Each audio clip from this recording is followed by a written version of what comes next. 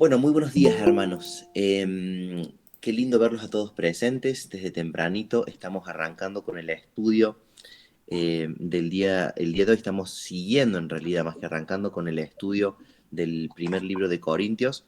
El día de hoy nos toca ver el capítulo número 6.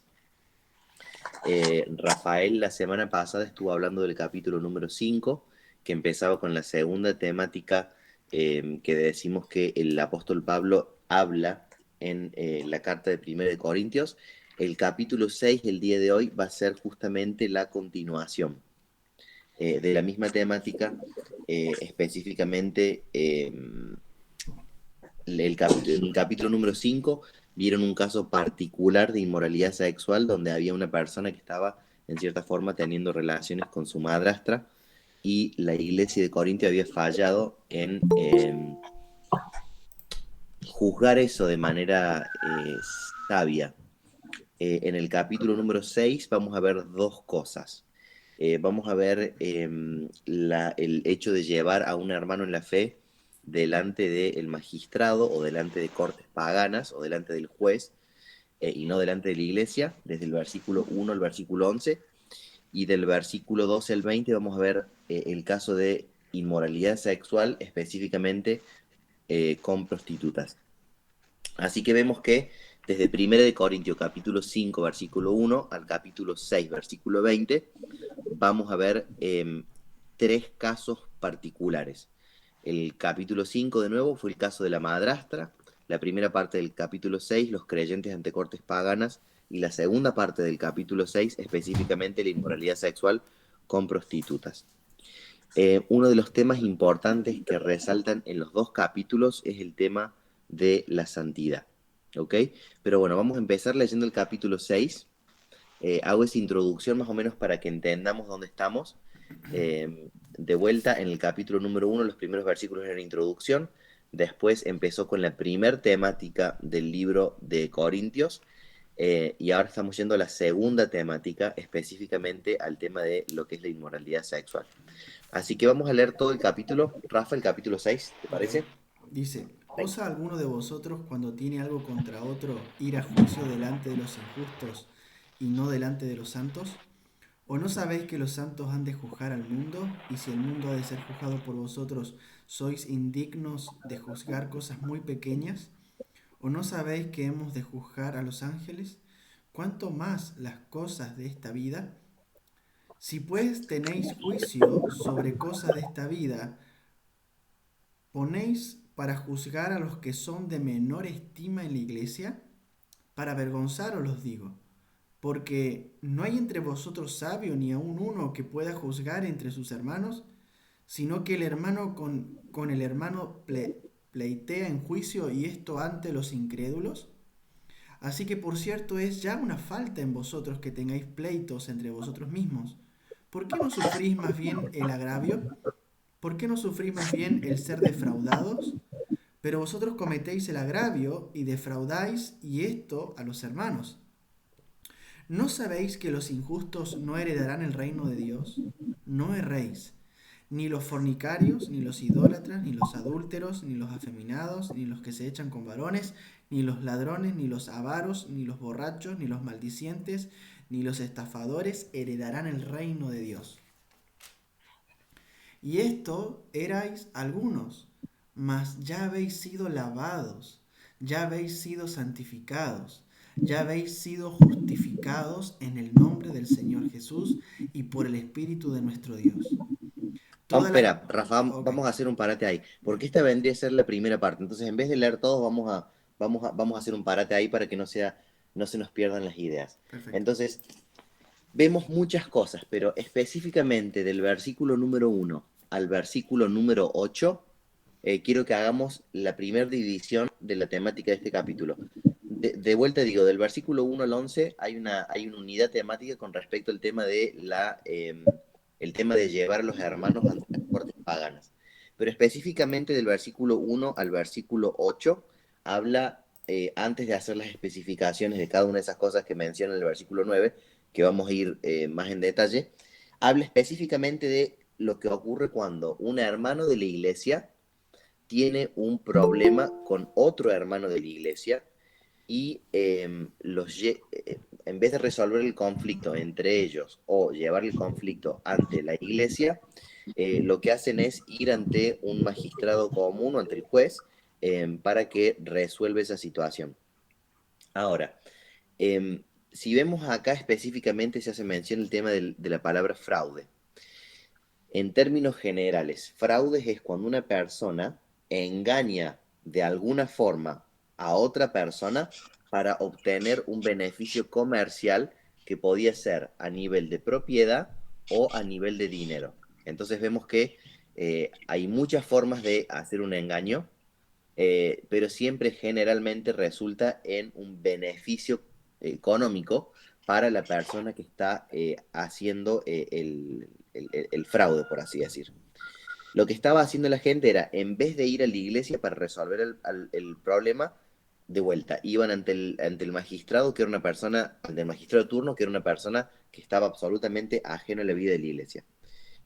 ¿Qué es lo que estaba mal con esta situación? Había dos cosas mal. Número uno, el fraude de por sí. O sea, no es correcto defraudar a la gente, defraudar a otra persona, defraudar al hermano o defraudar a una persona que no sea parte de la iglesia. O sea, el engaño, la mentira para obtener un beneficio comercial no es correcto, no es bueno y no debe ser promovido. Entonces, ya de entrada, con que cuando empezamos a entrar al tema de que había un hermano en la iglesia haciendo fraude, haciendo engaño, ya estamos entrando en un terreno complicado, porque los hermanos justamente, bueno, no debería ser eso ni siquiera mencionado entre nosotros. Y la segunda cosa que están haciendo mal los hermanos acá de la iglesia en Corinto es el tema de la forma en la que resuelven el fraude, ¿ok? Porque en vez de proceder con cuidado y de manera sabia, estaban directamente yéndose a la corte. Ahora, antes de pasar a cómo se debería resolver un conflicto en la iglesia, quiero hacer una aclaración. Cuando estamos hablando de fraude acá, estamos hablando de que hay un delito que es de jurisdicción civil, no así un delito que fuera de jurisdicción penal. Hacemos esa división porque Pablo está hablando específicamente de los casos de fraude o de los casos donde había una ganancia económica específicamente en este lugar. No está diciendo cuando una persona comete un delito contra otra persona de una jurisdicción criminal o penal. Por ejemplo, no sé, una ofensa contra el cuerpo o una ofensa de cualquier cosa que tenga una naturaleza penal. En ese caso vemos que la misma teología del apóstol Pablo específicamente en el libro de Romanos, vemos en el capítulo 13, específicamente en el versículo 1 y 5, donde nos dice que justamente las autoridades civiles están puestas, creadas y puestas por Dios justamente para el castigo de la gente que hace mal y para el cuidado de la gente que hace el bien. Entonces, si alguien, no sé, por ejemplo, si hubiera un caso en la iglesia donde una persona está golpeando a otra persona o no, he escuchado varias veces donde hay un esposo que golpea a la esposa. Eso no significa que se tenga que llevar al hermano ante otro hermano o ante la iglesia. En ese caso, donde hay un daño para el cuerpo, tranquilamente se podría pensar en llevar a ese hermano a la jurisdicción penal, justamente porque hay un crimen de una naturaleza, bueno, criminal, penal. Entonces, no confundamos este tema de llevar al hermano ante los hermanos de la iglesia para todos los casos. Estamos hablando específicamente de un fraude que es de naturaleza civil y donde hay una cuestión económica en el medio. Si alguien cometiera un homicidio o, bueno, inclusive un robo, un asalto sexual o una cosa de naturaleza penal, de vuelta lo digo, quien quiera profundizar en el tema puede ver la teología de Pablo en el libro de Romanos, capítulo 13, versículo 1 al 5. Pero en esos casos quiero aclarar específicamente que no estaría mal ir ante la corte o ir ante el juez cuando una persona comete un delito de naturaleza penal. Eso con respecto a la naturaleza del fraude en sí mismo. O sea, número uno, ni siquiera tendríamos que estar hablando de fraude y de engaño entre creyentes. Y número dos, la forma en la que resolvían el problema también estaba mal. ¿Cómo se debe resolver un problema cuando dos personas de la iglesia tienen un altercado sobre una disputa económica? Primero que se debe resolver con mucho cuidado y de manera sabia. Se debe saber que el mundo, la gente que no es cristiana, está observando no solamente cómo los hermanos de la iglesia se comportan a nivel individual, sino también cómo se comportan a nivel colectivo y cómo se tratan entre ellos. Por eso lo mismo, por eso acá el apóstol Pablo está haciendo esa distinción específica de que el hermano estaba llevando al hermano ante cortes no cristianas. Los cristianos que están juzgando cuando se lleva un problema ante la iglesia deben ser cristianos que sean maduros espiritualmente y dentro de lo posible debe juzgarse dentro de la autoridad de la disciplina de la iglesia. ¿Qué quiere decir esto?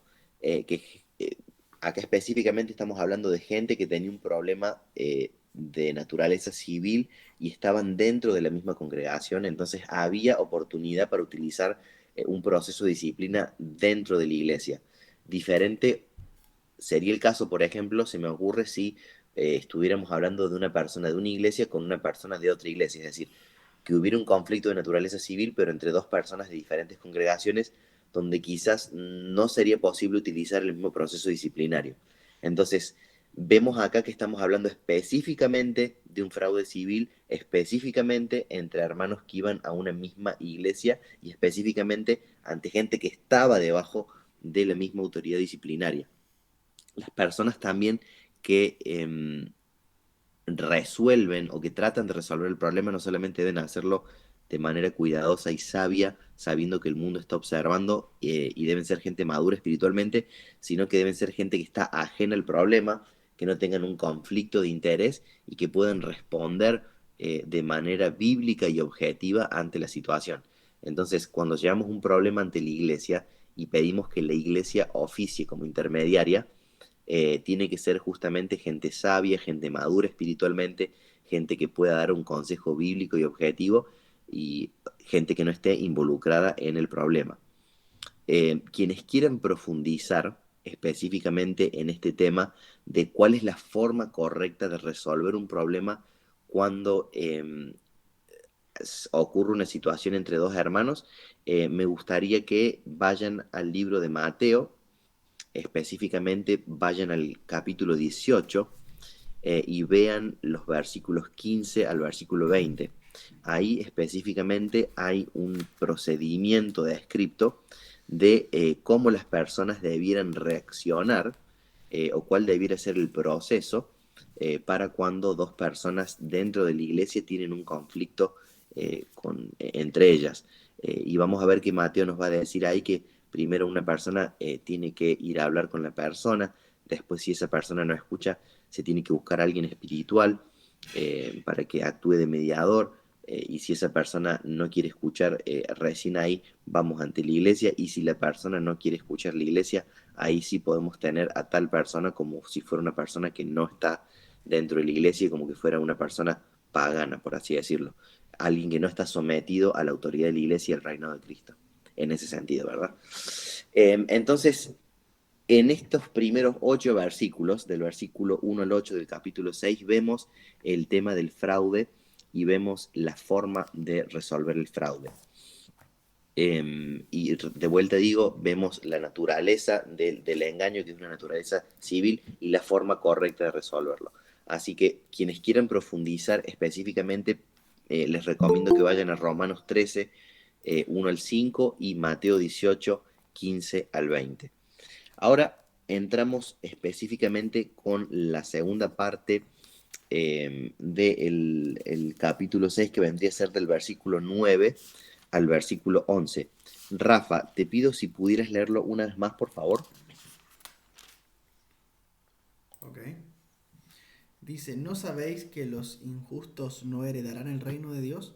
No erréis, ni los fornicarios, ni los idólatras, ni los adúlteros, ni los afeminados, ni los que se echan con varones, ni los ladrones, ni los avaros, ni los borrachos, ni los maldicientes, ni los estafadores heredarán el reino de Dios. Y esto erais algunos, 11. sí, Claro, ahí desde el más, 11 habla, ok, ahí del 9 al 10 acaba de leer Rafael una clase de listado no exhaustivo de personas que están haciendo cosas incorrectas. Y después en el versículo número 11 va a decir que algunos de los cristianos en la iglesia estaban bajo esas condiciones, pero ya no están. Ahora sí léelo, Rafa. Ok. Dice, y esto erais algunos, mas ya habéis sido lavados, ya habéis sido santificados, ya Y habéis sido justificados. justificados en el nombre del Señor Jesús y por el Espíritu de nuestro Dios. O sea que ahí tenemos el lavamiento, la santificación y la justificación como resultado a alguna de las cosas que la gente hay. Eh, ¿Qué es lo que voy a decir específicamente de esto? Vamos a ir, voy a leerlo en la... Ya sé que lo has leído Rafael vos, pero voy a verlo yo acá en la versión, en el listado en español. No sabéis que los injustos no eran el reino de Dios, específicamente porque estamos hablando en el contexto de alguien que estaba cometiendo un fraude, ¿verdad? No erréis ni los fornicarios ni los idólatras. Entonces empezamos a ver una lista de otras cosas que tienen que ver con cosas que hace la gente que no es cristiana, o la gente que es pagana, o la gente que no está en el reino de Dios, o la gente que no ha conocido al Señor. Entonces, vemos que la gente que es injusta no verá del reino de Dios, y la gente que fornica, ni los idólatras, ni los adúlteros, ni los afeminados, ni los que se echan con varones, ni los ladrones, ni los avaros, ni los borrachos, ni los maldicientes, ni los estafadores heredarán el reino de Dios. Vemos ahí una clasificación que está bastante clara de por sí.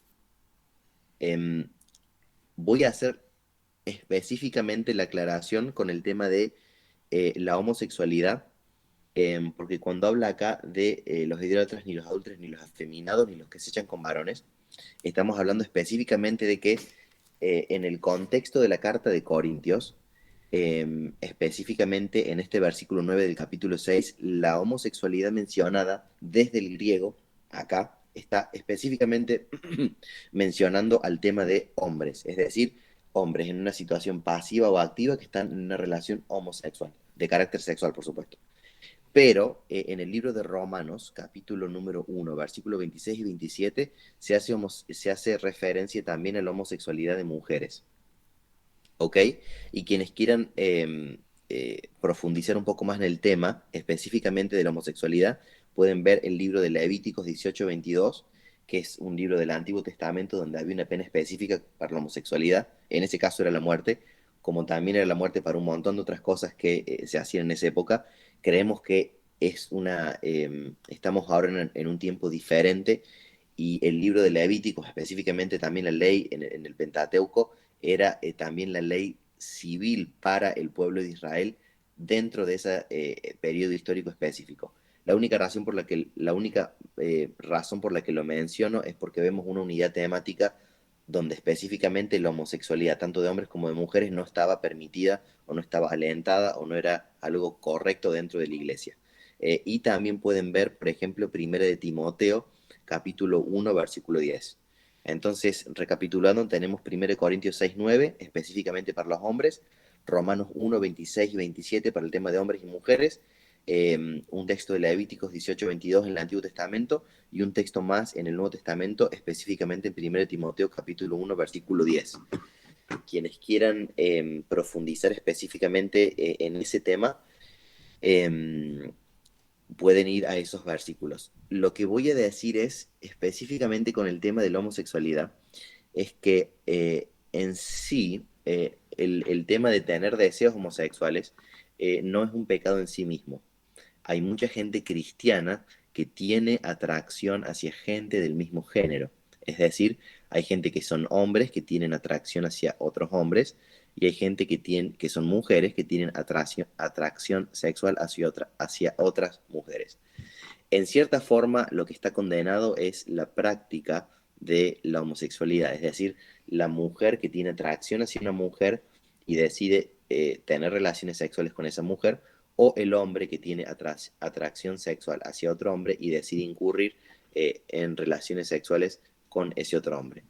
En cierta forma, la atracción en sí o la tentación al pecado no es pecado en sí mismo, por así decirlo. Como si yo dijera decir, bueno, estoy tentado a robar o estoy tentado a mentir. En ese aspecto específico, la tentación al pecado no sería lo incorrecto, sino lo incorrecto vendría a ser la práctica del pecado, es decir, el hecho de sucumbir ante ese deseo. Si hubiera alguien que tiene, de la gente que me esté escuchando, si hubiera alguien que me esté escuchando que tiene esa condición de decir, yo tengo deseos de tener relaciones sexuales con alguien de mi mismo género, eh, en cierta forma lo que diría es, eh, en sí la tentación o la atracción no es un pecado en sí mismo.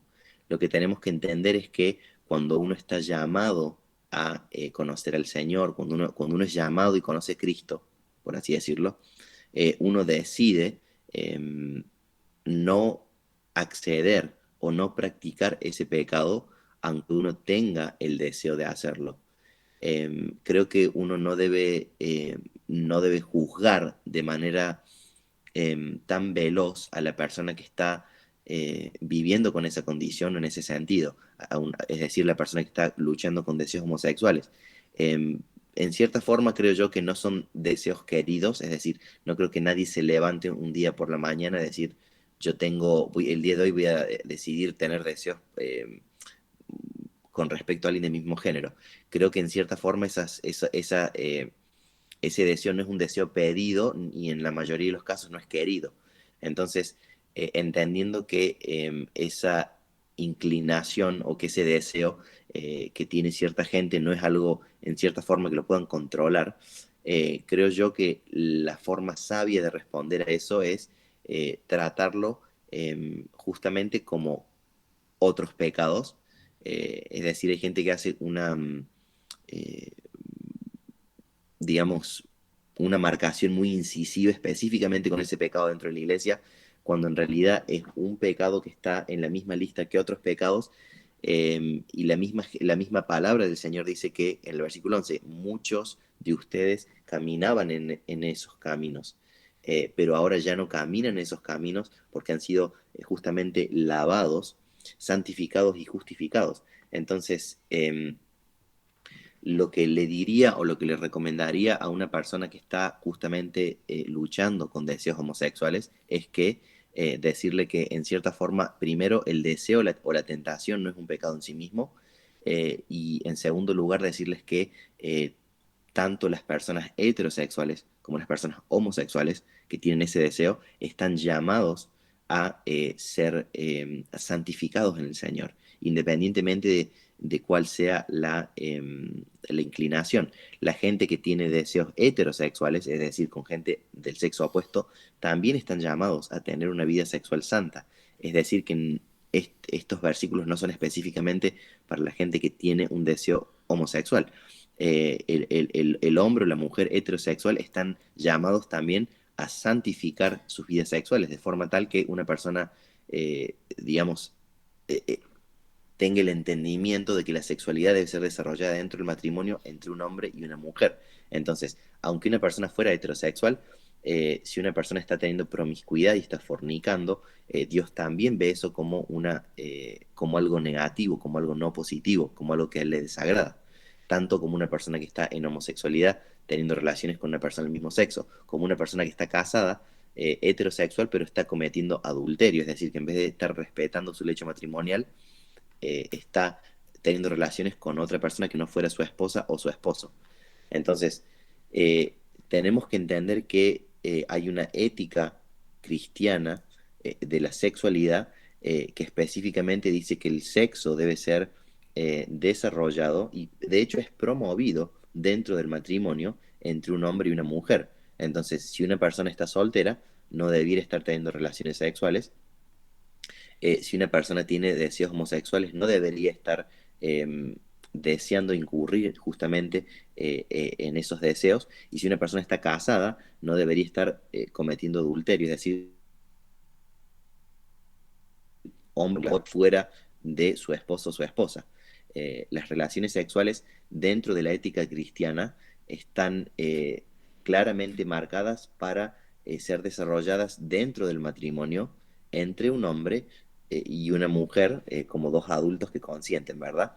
Y no solamente ese es el marco, sino que también es promovido. Y cuando digo que es promovido, lo digo muy específicamente entendiendo el significado de la palabra. Para eso podemos ver, por ejemplo, Génesis capítulo 2 cuando dice que el hombre debe dejar al padre y a la madre y unirse a la mujer, pero si vamos al capítulo 5 del libro de Efesios, Pablo específicamente dice que justamente esta unión entre el hombre y la mujer es un misterio muy grande que hace referencia y es alusión ante a la unión de Cristo con la iglesia. Entonces, en cierta forma, las relaciones sexuales, cuando el hombre y la mujer, el marido y la esposa se unen en eso, hay una cierta figura de lo que va a ser la unión entre Cristo y la iglesia. Entonces, ¿cómo? Tener relaciones sexuales fuera del matrimonio es visto de manera negativa, tener relaciones sexuales dentro del matrimonio es visto de manera positiva. Entonces, quienes quieran interiorizarse pueden ver específicamente el capítulo 5 del libro de Efesios y pueden ver que la relación sexual está promovida dentro del matrimonio. Hace un tiempo escuché a, a un predicador decir una frase que me resultó muy sabia. Y él dijo, cuando una persona está de novio y no está casado, el diablo va a tratar de hacer todo lo posible para generar situaciones que tienten a las personas a tener relaciones sexuales. Es decir, cuando una persona está en el periodo anterior al matrimonio, está de novios, que es algo que se suele hacer en las culturas occidentales antes del matrimonio, eh, el diablo trata de generar posibilidades para que la gente caiga en pecado y forniquen. Y cuando la gente se casa, el diablo trata de hacer todo lo posible para que el esposo y la esposa no tengan relaciones. Esa fue la frase que dijo el predicador. Y en cierta forma, creo yo que hay cierta sabiduría en eso. Eh, y de vuelta lo repito, las relaciones sexuales fuera del matrimonio no debería ser algo que ni se mencione entre nosotros. Pero las relaciones sexuales dentro del matrimonio debieran ser promovidas y debiera ser algo bueno que ocurre dentro del matrimonio eh, y es una visualización, una especie de figura de lo que es Cristo y la iglesia, ¿ok? Quería hacer específicamente mención al tema de la homosexualidad porque, bueno, primero porque está mencionado dentro de los versículos que estamos viendo, em, y en segundo lugar porque hay veces que noto que hay gente como que lo pone como si fuera un pecado peor, eh, cuando en realidad no lo es un pecado de naturaleza sexual. Y está igualmente malo cuando una persona adultera o cuando una persona fornica. Son cosas que son incorrectas y no debieran mencionarse entre nosotros. Y así como hay tentaciones para la gente que es homosexual o que tiene deseos homosexuales, también hay tentaciones para la gente que es heterosexual. Y nuevamente el sexo es dentro del matrimonio entre un hombre y una mujer. Y para terminar con el versículo 11, dije que está mencionado ahí el tema de ser lavados, santificados y justificados. Eh, Perdón, ¿alguien quiere mencionar algo? Ok. Vemos el tema del lavamiento, de la santificación y de la justificación. Cuando decimos que somos lavados es porque justamente cuando una persona eh, una persona conoce al Señor, entra dentro del reino de los cielos, entra dentro de la vida de la iglesia, somos lavados cuando pasamos por las aguas del bautismo, somos purificados de nuestros pecados y somos libres de la culpa del pecado. Hemos pasado de una vieja naturaleza a una nueva naturaleza. La santificación hace referencia a que perdemos en cierta forma el amor al pecado y el pecado pierde ese dominio sobre nosotros de forma tal que ya no somos manipulados o enseñoreados por el pecado en nuestras vidas, sino que ahora esta nueva naturaleza de Cristo en nosotros hace que nosotros tengamos autoridad sobre el pecado y no el pecado sobre nosotros. Y el proceso de la santificación es un proceso que dura toda la vida.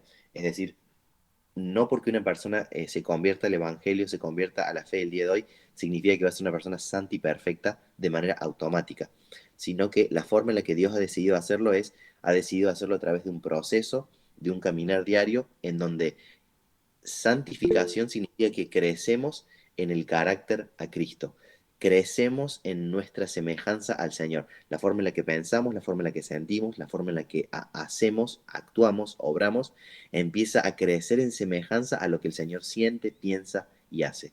Me parece que alguien ha levantado la mano.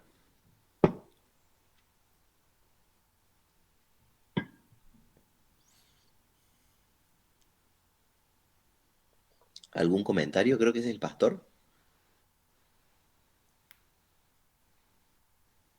Bueno, me parece que el pastor levantó la mano, pero para saludar o para acordar, pero no para hablar. Hermano, no solamente quería eh, dar gracias al Señor por esta palabra, porque está tan hermosa.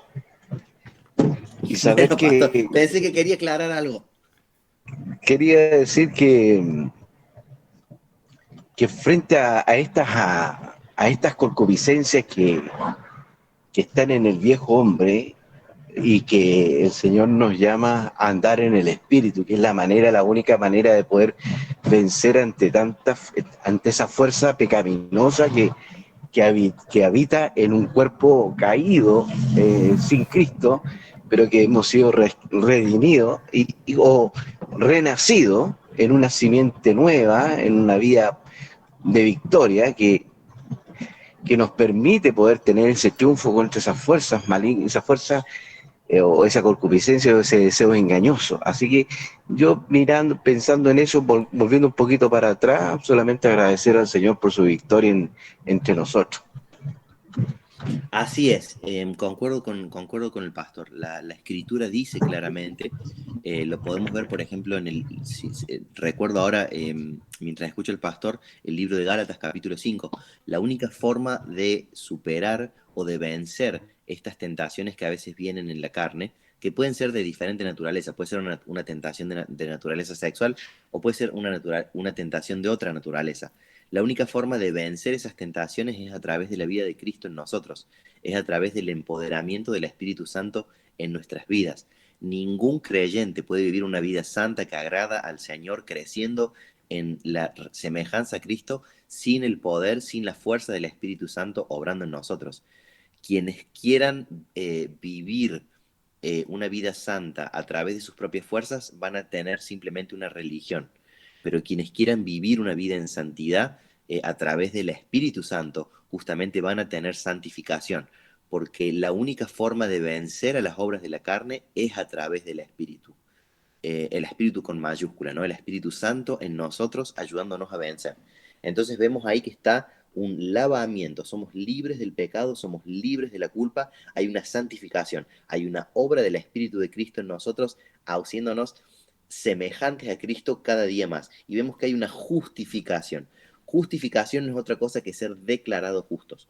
Nosotros en nuestra fe, la fe que creemos y la fe que proclamamos es que Jesucristo fue profetizado, Él nació, Él vivió, Él murió y Él resucitó para darnos justamente esa vida justamente con Él. Entonces, cuando uno pasa por las aguas del bautismo, de una manera simbólica, uno está muriendo a la naturaleza antigua y cuando uno sale de las aguas está resucitando a la nueva vida en Cristo. Entonces, nosotros hemos muerto con Cristo y hemos resucitado con Cristo de manera simbólica en ese acto de fe, que es un acto público, el acto del bautismo. Y cuando la Biblia dice que somos justificados, no es otra cosa que ser declarados justos, porque cuando Dios nos ve a nosotros, y lo vimos cuando estudiamos el libro de Hebreos, cuando Dios nos ve a nosotros, Dios ve esa justicia imputada, Dios ve esa obra de Cristo a nuestro favor, de forma tal que Él ya ha pagado el precio por nuestros pecados y Dios nos ve a nosotros a través de los ojos de la cruz, a través de los ojos del sacrificio de Cristo. Por eso la palabra específicamente aquí dice que hemos sido lavados, santificados y justificados. Y ahora sí, Rafael, ¿podrías por favor leer la última parte de este capítulo? ¿Cómo estamos de tiempo? ¿Estamos bien? Y cuarto, faltan 15 Eh, minutos aproximadamente. ok, por favor, lee del versículo 12 al versículo 20, por favor. Ok. Todas las cosas me son lícitas, mas no todas me convienen. Todas las cosas me son lícitas, mas yo no me dejaré dominar de ninguna. Las viandas para el vientre y el vientre para las viandas, pero tanto al uno como a las otras destruirá Dios. Pero el cuerpo no es para fornicación, sino para el Señor y el Señor para el cuerpo. Y Dios, que levantó al Señor, también a nosotros nos levantará con su poder. ¿No sabéis que vuestros cuerpos son miembros de Cristo? ¿Quitaré pues los miembros de Cristo y los haré miembros de una ramera? De ningún modo. ¿O no sabéis que el que se une con una ramera es un cuerpo con ella? Porque dice, los dos serán una sola carne, pero el que se une al Señor, un espíritu es con él. Huid de la fornicación. Cualquier otro pecado que el hombre cometa está fuera del cuerpo, mas el que fornica contra su propio cuerpo peca. ¿O ignoráis que vuestro cuerpo es templo del Espíritu Santo, el cual está en vosotros, el cual tenéis de Dios y que no sois vuestros? Porque habéis sido comprados por precio. Glorificad pues a Dios en vuestro cuerpo, en vuestro espíritu, los cuales son de Dios. Perfecto. La primera cosa que voy a mencionar ahí es que vemos que hay, entre comillas, todas las cosas son lícitas, pero no todas las cosas me convienen. Y después, en el versículo 13 dice, la comida es para el estómago y el estómago para la comida.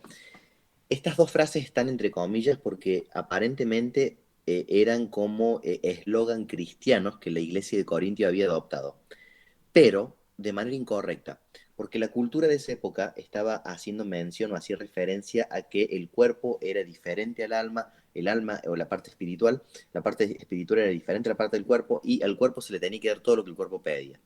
Entonces, una de las cosas, si uno entiende el contexto cultural en el que está escribiendo Pablo acá, es que una de las cosas incorrectas que también había hecho la iglesia de Corintio es que la iglesia de Corintio había permitido que las ideas o los estándares culturales de la sociedad corintia o la sociedad romana de ese momento dictaran la forma en la que la iglesia de Corintio estaba entendiendo el cuerpo y el espíritu.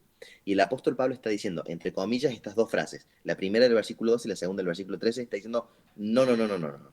Todo me lícito, pero no todo me conviene, la comida para el cuerpo por la comida. No. Él está queriendo es decir, si esa forma, eso es lo que piensa la cultura alrededor de ustedes, nosotros no pensamos así. Nosotros pensamos que nuestros cuerpos son templo del Espíritu Santo. Y específicamente, él pone el ejemplo acá de los cristianos que estaban teniendo relaciones sexuales con prostitutas. De vuelta, este es otro caso de inmoralidad sexual. En esa época, en la cultura romana, la homosexualidad no estaba mal vista y el tema de tener relaciones sexuales con otra gente fuera del esposo o de la esposa tampoco estaba mal visto. Muchas veces las personas que tenían esclavos en la sociedad romana, muchas veces los esposos tenían relaciones sexuales con sus esclavas y muchas veces las mujeres romanas tenían relaciones sexuales con sus esclavos. Hombres y mujeres y tanto relaciones heterosexuales y homosexuales. Culturalmente, en ese momento, eso no estaba mal visto en la sociedad romana. Un hombre no era menos hombre por tener relaciones sexuales con hombres o con mujeres, y una mujer no era menos mujer por tener relaciones sexuales con hombres o con mujeres. Y tampoco violaba el pacto matrimonial de la ley romana si un hombre romano o una mujer romana tenía relaciones sexuales con sus esclavos. Entonces, lo que está pasando acá es que la iglesia de Corintio, al estar inmersa dentro de esa cultura, dentro de ese momento, en vez de tener un entendimiento de cuál era la realidad de Cristo en ellos, estaban dejando que los conceptos culturales de la sociedad de Corintio, de la sociedad romana, de la sociedad griega, tuvieran una influencia dentro de lo que ellos pensaban que tenía que ser el desarrollo sexual normal de una persona o el desarrollo espiritual de una persona. Entonces, en cierta forma, estaban haciendo como una especie de división entre las cosas espirituales y las cosas corporales, o lo que hacía referencia al cuerpo y lo que hacía referencia al espíritu. Y Pablo, usando específicamente el caso de las prostitutas, está diciendo absolutamente no. Nosotros hemos sido lavados, santificados, justificados, hemos sido comprados a un gran precio. ¿Cuál fue el precio comprado para nuestra santificación, para nuestra justificación? Justamente el precio pagado fue la sangre de Cristo. Cristo fue profetizado, nació, vivió, murió y resucitó. El Señor pagó ese precio en su muerte y muerte de cruz para que nosotros tengamos acceso a esa vida de santidad, a esa vida de empoderamiento en el Espíritu, de forma tal que el mismo Espíritu que levantó de Jesús a los muertos, el mismo Espíritu que estuvo con Cristo en la tentación, el mismo Espíritu que estuvo con Cristo en su vida para empoderarlo para el ministerio, es el Espíritu que obra en nosotros, es el Espíritu que obra en la iglesia. Entonces, Él está diciendo, no unan sus cuerpos a una prostituta, porque no solamente se afectan ustedes, sino que están afectando a la vida de la iglesia. Y no solamente eso, sino que tienen un entendimiento incorrecto de la separación esta del cuerpo y del espíritu. Nosotros, espíritu, alma y cuerpo, somos uno para el Señor.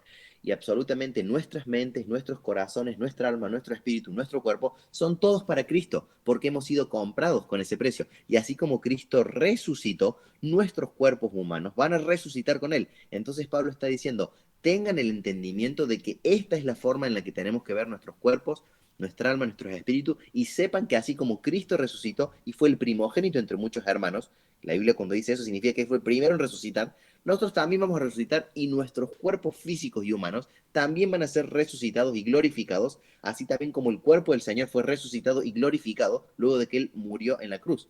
Entonces nosotros vamos a compartir en esa naturaleza gracias al sacrificio del Señor. Entonces Él está diciendo, eh, sean santificados, vivan en sus cuerpos, en sus espíritus, de la misma forma en la que el Señor vivió. Nuestros deseos humanos están marcados por el pecado. Entonces nosotros tenemos que ejercer dominio sobre nuestros deseos, tenemos que ejercer dominio sobre el pecado que nos quiere dominar y tenemos justamente que proseguir a la santificación. Y vuelvo a lo que decía el pastor hace minutos.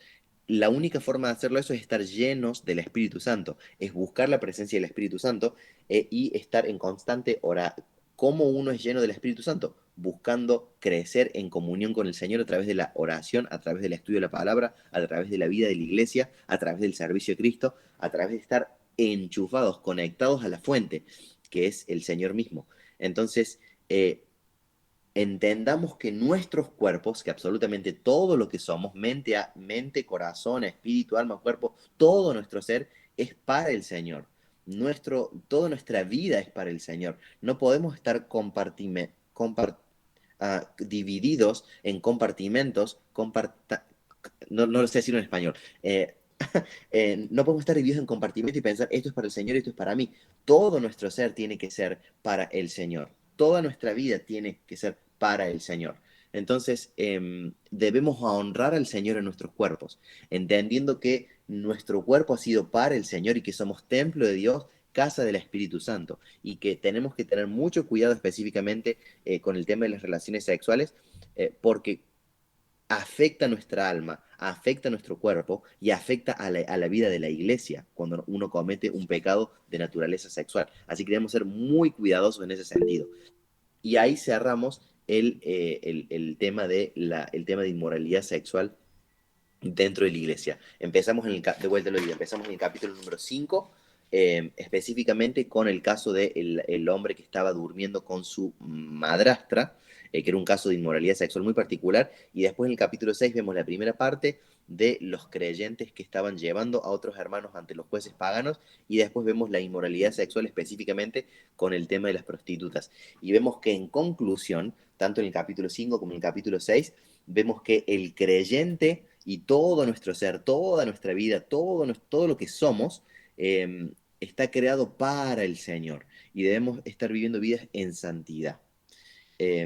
Independientemente de cuál sea el deseo para el pecar, independientemente de cuál sea la atracción, independientemente de cuál sea la tentación, debemos estar íntegramente sumergidos en esa búsqueda del Espíritu Santo. Y específicamente con las relaciones sexuales, vemos que las relaciones sexuales son entre un hombre y una mujer dentro del matrimonio.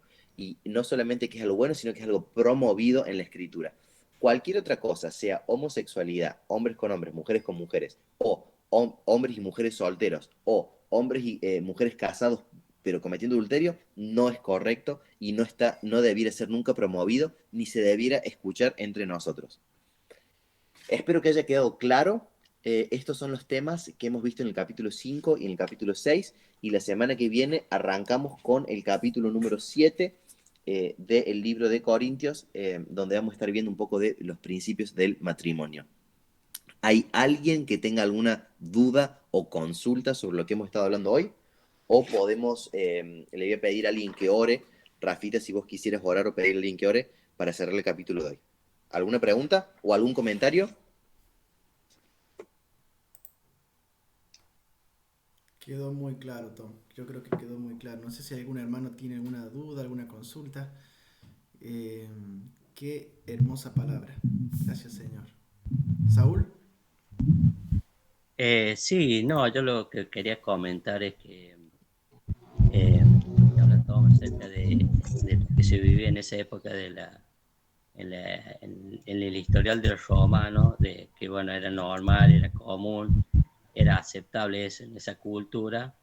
Esa ideología se ha vuelto de nuevo, bueno, siempre, pero con más auge ahora, con el tema esto de supuestamente la ideología de los pañuelitos verdes, que viene con ese pensamiento de, bueno, de ser libre para hacer cualquier cosa, yo con mi cuerpo, con mi vida, y por ahí he visto que congregaciones se han puesto a atacar a esta gente que realmente, o sea, hasta que no reciba a Cristo en su corazón y empiece a entender lo que ha hecho Cristo y lo que significa Cristo para nosotros como nuestro cuerpo, como tabernáculo, como casa de Él, eh, nosotros no vamos a poder, sea, nos ponemos a pelear con esa ideología, con esos pensamientos de esa gente y lo que Dios nos mandó es que nosotros los tenemos que traer a esa gente de las tinieblas a la luz admirable y no poderlos ponerlo a pelear, porque yo he visto mucha gente que declara, sí, porque eso Dios nos agrada, esto, Dios,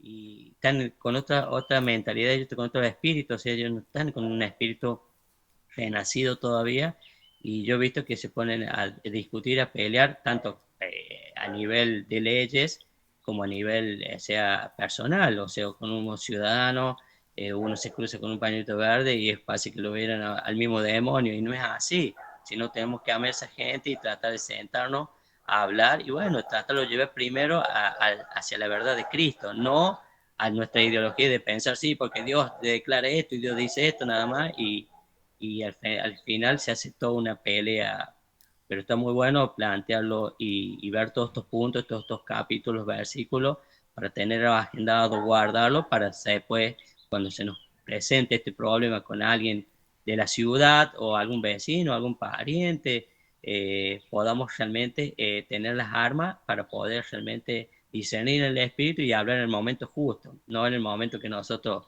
estamos quizás en la carne y queremos nosotros saltar con lo que pensamos nomás. Ese era mi comentario. Saúl, concuerdo absolutamente. Voy a decir una cosa en ese sentido. El número uno, cuando hablamos específica, ahí le dicen en Argentina, si entiendo correcto, la ideología de los pañuelos verdes. Creo que es muy bueno el análisis que has hecho, Saúl. Creo que a nivel mundial hay una especie de vuelta a esa ideología y que tiene diferentes nombres en diferentes culturas y en diferentes países. Pero básicamente es una cultura de libertinaje donde cada uno hace básicamente lo que cada uno quiere. Yo también he visto mucha gente dentro de las iglesias entrar a discutir por el tema de la homosexualidad que está mal o por el tema de tal o cual cosa que está mal. ¿Y qué quiero decir? Hay que distinguir dos cosas. Primero, vamos a suponer que estamos hablando con una persona que no es creyente, ¿ok? Eh, si yo tengo amigos, o no amigos, pero sí conozco gente que es homosexual. Mi primer comentario nunca sería decirle, escúchame, lo que estás haciendo está mal. Si yo voy a testificar acerca de Cristo, primero que mi vida tiene que dar testimonio de que yo amo al Señor. O sea que lo que esa persona, estamos hablando en el caso de una persona inconversa, una persona que no cree en el Señor Jesús, una persona que no es de la fe, una persona que no es de la iglesia. Lo primero que esa persona tiene que ver en mí es una persona que tiene carácter cristiano. Es decir, una persona que vive lo que dice, vive lo que predica. Yo no puedo andar defraudando, mintiendo, hablando mal y haciendo las cosas mal y después pretender hablarle de Cristo a la gente, porque si no, yo estoy dejando mal el Evangelio, ¿ok? Segundo, eh, hay una y un millón de cosas que seguramente esa persona está haciendo mal. No me enfocaría a lo primero de decirle lo que vos estás haciendo está mal, por dos razones. Eh, cuando hablamos del Evangelio, lo primero que hablamos es acerca de quién Cristo es y de lo que Él ha hecho por nosotros. Entonces, cuando yo le voy a hablar del Evangelio a alguien, le voy a hablar de quién es el Señor Jesús, de lo que Él ha hecho por nosotros, de nuestra condición de pecadores y de nuestra necesidad de un Salvador, independientemente de cuál sea el pecado que esa persona está viviendo. Esa persona la única diferencia entre nosotros y esa persona es que nosotros hemos recibido, por gracia de Dios, el Espíritu Santo y podemos ver el pecado como pecado. Pero no hay absolutamente nada en nosotros que sea mejor o más especial que la otra persona, independientemente de cuál sea el pecado que esa persona está cometiendo. Porque somos salvos por gracia, por medio de la fe, para que nadie se gloríe. Entonces, nuestra salvación es una consecuencia de la gracia de Dios, porque hemos sido predestinados para creer en su mensaje. O sea que no hay nada en nosotros mismos que podamos decir yo por esto, por lo otro, o mejor de mí. No, esa persona, mi vecino, es un hombre pecador y yo soy un hombre pecador. La única diferencia entre mi persona y su persona es que yo he recibido el Espíritu Santo. No hay otra diferencia, número uno. Bueno, número dos, justamente, si le fuera a hablar, le hablaré de quién es el Señor, de cuál fue la obra que Él hizo en la cruz, y mientras esa persona me conoce, y si esa persona me escucha, y si esa persona quiere conocer más del Señor, en su momento le hablaré sobre lo que la Biblia dice de la sexualidad, pero no sería definitivamente el primer punto que tocaría. El primer punto que tocaría sería quién es Cristo, eh, qué es lo que es el pecado y cuál es nuestra naturaleza. Y número tres, ¿por qué necesitamos un Salvador? Ese es el mensaje del Evangelio, que Dios creó el mundo y Dios nos creó a nosotros, pero nosotros pecamos. Y como hemos pecado, estamos destituidos de la gloria de Dios. Pero Jesús vino a la tierra para vivir una vida santa que nosotros no podíamos vivir y murió en nuestro lugar para ser justamente justificados a través de la fe en Él. Ese sería el mensaje que yo predicaría a una persona que no conoce al Señor, que está practicando cualquier pecado que esté practicando, sea de naturaleza sexual o no sea de naturaleza sexual.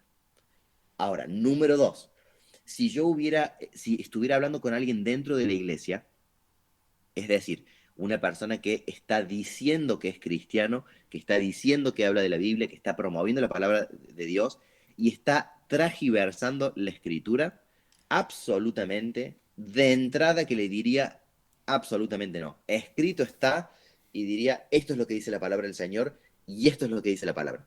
Porque nosotros somos llamados a ser heraldos del Evangelio y defensores de la sana doctrina. Nosotros somos la gente del libro, somos gente que nuestra vida empieza y termina desde Génesis hasta Apocalipsis.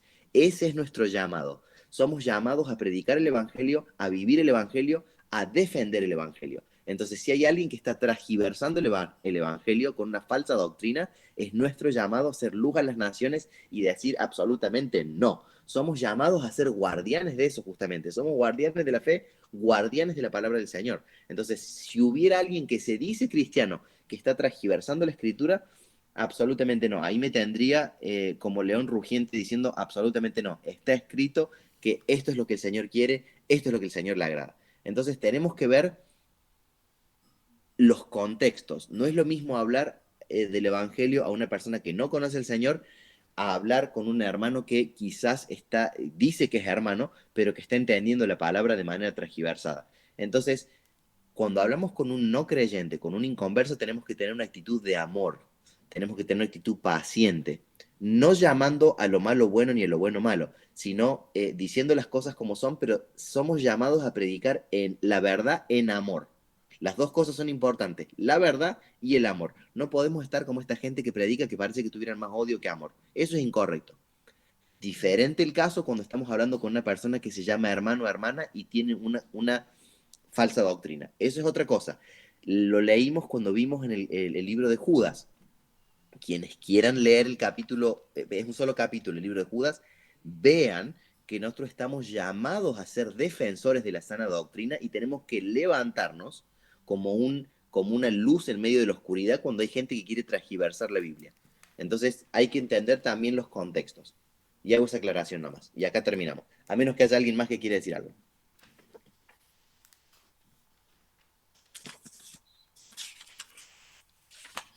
Perfecto. Hola. Sí, hola. Gabriela. Buen día. Soy la hermana de la Fabi. La verdad, felicitaciones por este estudio bíblico. Yo quisiera agregar una cosita más que por ahí no está contemplada y que hoy en día es una de las abejas en la carne, es el tema de la pornografía, porque muchos se agarran de que yo no estoy cometiendo adulterio, no estoy cometiendo fornicación, pero el consumo de pornografía, que indudablemente es una de las adicciones más terribles que se está viendo hoy en día, provoca muchos trastornos, no solamente a nivel social, por las consecuencias de los abusos, sino a nivel de la destrucción de los matrimonios, porque como esto se hace a solas, sin, digamos, la vista de nadie, y es una de las cosas que más se ve, yo lo digo también por la experiencia en el consultorio, ¿no? Se empieza como un juego en la adolescencia, entonces hay que dejar muy asentado, especialmente en los adolescentes, la importancia de estas cuestiones que se empiezan, digamos, como un juego, como una picardía, y que provoca un trastorno a nivel de nuestro cerebro más espantoso y terrible de adicción que la cocaína, la marihuana y otras sustancias, y que pueden aflorar a cualquier edad de nuestra vida. Entonces, creo que también por la iglesia y el tipo de iglesia que ustedes tienen, es uno de los temas que se debe dejar bien claro con los adolescentes, el riesgo del consumo de pornografía, porque no se estaría concretando nada, digamos, en cuanto a nuestro cuerpo, pero que las consecuencias sí después pueden ser muy, muy riesgosas. Para quienes me estén escuchando, para quienes estén escuchando en este momento a nivel online, concuerdo absolutamente con el tema de la pornografía. Vamos a mencionar brevemente ese tema porque no quiero irme del tiempo. Me parece muy, muy válido el comentario también. A nivel físico, el tema de la pornografía es correcto que tiene una respuesta a nivel cerebral que es más nocivo que la adicción a la cocaína. Eso está demostrado científicamente. Sepan que las personas solteras que me están escuchando, si no han incurrido en el tema de la pornografía, no lo hagan,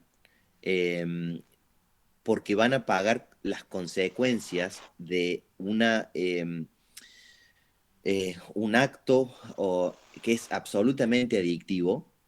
Va a tener consecuencias perjudiciales para su matrimonio, y no es algo que necesariamente empiece en la adolescencia. Quizás empiece en la adolescencia, quizás empiece en la vida adulta, pero es algo que es muy difícil de salir, y tienen que saber que tiene consecuencias perjudiciales a nivel personal, a nivel matrimonial y a nivel de iglesia. Y es correcta la aclaración. Eh, la pornografía es seductora por el hecho de que cuando una persona consume pornografía, eso está íntimamente ligado al tema de la masturbación, tanto de hombres como de mujeres. La pornografía y la masturbación no es un problema excluyente de los hombres, es un problema que afecta a hombres y a mujeres, y no es solamente un problema de hombres jóvenes, es un problema de hombres y mujeres, adolescentes, jóvenes y adultos. En mi trabajo pastoral yo he tenido que lidiar con gente que tiene más de 70 años, y tienen una adicción a la pornografía. Entonces, sepan que una vez que uno cae en una de esas adicciones, es muy difícil salir de eso. Uno no solamente que es muy difícil de salir de eso, sino que tiene consecuencias negativas a nivel físico. El tema de, creo que se llama dopamina, la droga que libera el cerebro cuando uno tiene uno de esos estímulos, y los niveles son tan altos que realmente tienen, si uno los analiza a nivel de onda cerebral, tienen un gráfico similar al efecto de la cocaína. Y lo que hace eso es que, y lo digo para la gente soltera que está escuchando, después cuando una persona se casa, al tener esos altos niveles de liberación de dopamina a través de la pornografía, después crea eso problemas cuando quieren tener relaciones con sus esposos o con sus esposas, y en muchos casos lleva a inclusive disfunción eréctil en el caso de los hombres, por una cuestión química. Entonces, a nivel físico tiene sus consecuencias la adicción a la pornografía, y a nivel espiritual no honra al Señor absolutamente nada de lo que se genera en ese mundo. Nada de lo que está generado en el mundo de la pornografía es algo que sea agradable a Cristo, no es algo que se tendría ni siquiera que mencionar entre nosotros. Y si hay alguien que está consumiendo pornografía regularmente de los hermanos que me están escuchando, en primer lugar decir que entiendo la atracción a la pornografía, y les recomendaría que busquen ayuda en un hermano de la iglesia, una hermana de la iglesia. Los hombres busquen ayuda con otro hombre de la iglesia y las mujeres busquen ayuda con otras mujeres de la iglesia. No recomiendo que si un hombre tiene problemas con la pornografía, que vaya a hablar con una hermana. Recomiendo que si un hombre tiene problemas con la pornografía, hable con un hermano, y si una mujer tiene problemas con la pornografía, hable con una hermana. Y obviamente que tienen que ser gente que sea sabia en el Señor, que pueda recomendar objetivamente, sabiamente. Hay algunos software cristianos que están para celulares y para la computadora, que cuando uno tiene un compañero de responsabilidad, no sé cómo decir en español, en inglés es accountability partner, es cuando una persona le da control a que otra persona pueda ver lo que uno está viendo en el teléfono o en la computadora. He visto gente que descarga esos software que son como software de control parental, cosa de que vamos a suponer que el hermano, a ver, voy a usar un nombre que no sea común ahí, el hermano Elton me dice a mí que está teniendo un problema con la pornografía y que me ha puesto a mí para que yo pueda rever su historial. Entonces a mí me llegan notificaciones al teléfono de lo que él está viendo cuando él busca una palabra específica. Entonces, si hay alguien que estuviera escuchándome ahora que está con un problema con la pornografía y la masturbación, le diría que busque consejo en un hermano mayor. Si quisiera buscar uno de estos software de control parental, creo que son buenos para tratar de minimizar la tentación. Y una de las cosas que recomiendo es una persona que conseguirse un hermano en el Señor con quien uno pueda tener regularmente charlas, cada una vez por semana, cada 2 semanas, una vez al mes, y decir, estoy haciendo este o este otro avance. También ser realista en el sentido de decir, como toda adicción, no es que una persona quizás pueda tener control y decir de un día para el otro dejo de hacer esto, sino que va a haber momentos de recaídas, como cuando una persona tiene una adicción al alcohol o las drogas, y que es de entender. Entonces es bueno buscar un hermano o una hermana en el Señor que pueda ayudarnos en este proceso, que son procesos largos, no son procesos cortos, pero que si los hacemos con una persona espiritual al lado, nos pueden ayudar grandemente a salir de esta clase de adicciones. Eh, y saber que no hay ninguna vergüenza en pedir ayuda, no hay ninguna vergüenza en decir, tengo esta adicción a la masturbación, tengo esta adicción a la pornografía. Creo que una de las cosas que el diablo nos quiere hacer creer, o nuestra propia carne, nuestro propio orgullo nos quiere hacer creer, es que somos menos, o no sé si somos menos, pero como que somos menos espirituales, o como que queremos mantener cierta apariencia de piedad ante la gente. Eh, y como que pedir ayuda estuviera mal, cuando no es así. Cuando nosotros tenemos un problema, tanto con la pornografía como la masturbación, como con el adulterio, como con la homosexualidad, no hay nada de malo en buscar ayuda en un hermano y en decir, estoy pasando por este proceso, necesito esta ayuda. En mi trabajo como pastor, hago eso, hago esa clase de consejería bíblica todo el tiempo, y les aseguro que es más sano para la persona que pide ayuda que para una persona que está tratando de hacerlo solo. Recordemos que la fe cristiana no es una fe que está hecha para vivirla sola, no somos llaneros solitarios, sino que estamos llamados a vivir en comunidad. Entonces, yo he visto avances más positivos en gente que pide ayuda que en gente que trata de resolver estas cosas solos. Y gracias a Dios he visto matrimonios que se han salvado por hombres que han pedido ayuda a tiempo. Y he visto matrimonios destruidos por gente que ha tratado de solucionar estos problemas solos.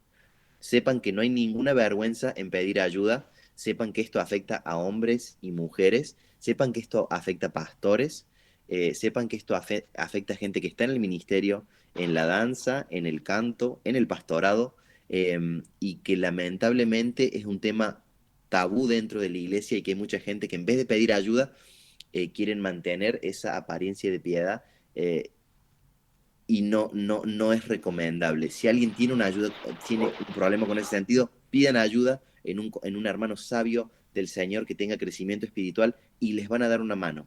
nadie que ame al Señor va a aconsejarlos de manera mala o digamos, dejarlos solos. Al contrario, van a ir con ustedes en el proceso. Ese sería mi consejo si alguien que me esté escuchando tiene un problema específicamente con eso. Me parece muy correcta la aclaración y me parece que es un tema que por ahí no se habla y está totalmente correcto que se mencione. ¿Alguien más tiene algún comentario o alguna duda?